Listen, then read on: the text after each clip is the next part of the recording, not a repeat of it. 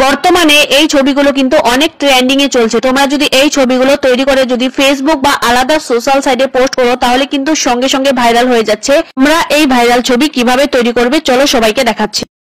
প্রথমে আমরা গুগলে চলে আসব, এরপর আমরা ট্যাগলাইন বলে সার্চ বারে লিখবো, সার্চ করব। এরপর প্রথমে যে সাইটটা আসবে এখানে টাচ করবে। টাচ করার পর একটা ইন্টারফেস চলে আসবে, এখানে সার্চ বারে লিখবে NMM।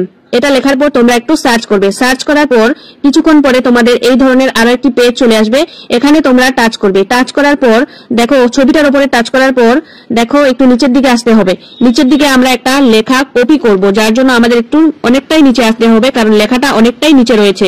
তো তোমরা সবাই একটু লেখাটাকে কপি করে নেবে। কিভাবে নেবে চলো সবাইকে একটু দেখাচ্ছি। অনেকটাই নিচে রয়েছে, যার জন্য আমাদের একটু অনেকটাই নিচে আসতে হবে। এই যে এই লেখাটা আলট্রা থেকে ফিল পর্যন্ত আমাদের কপি করে নিতে হবে।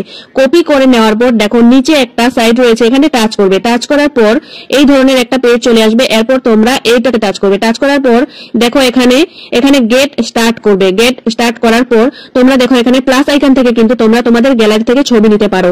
তো আমি একটা ছবি নিয়ে দেখাচ্ছি। তো আমি এই ছবিটা নিলাম।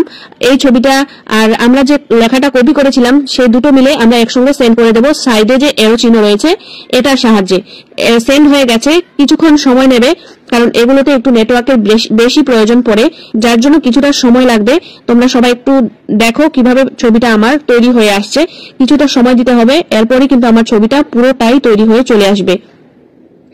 তো দেখো আমার ছবিটা কত সুন্দর তৈরি হয়ে গেছে।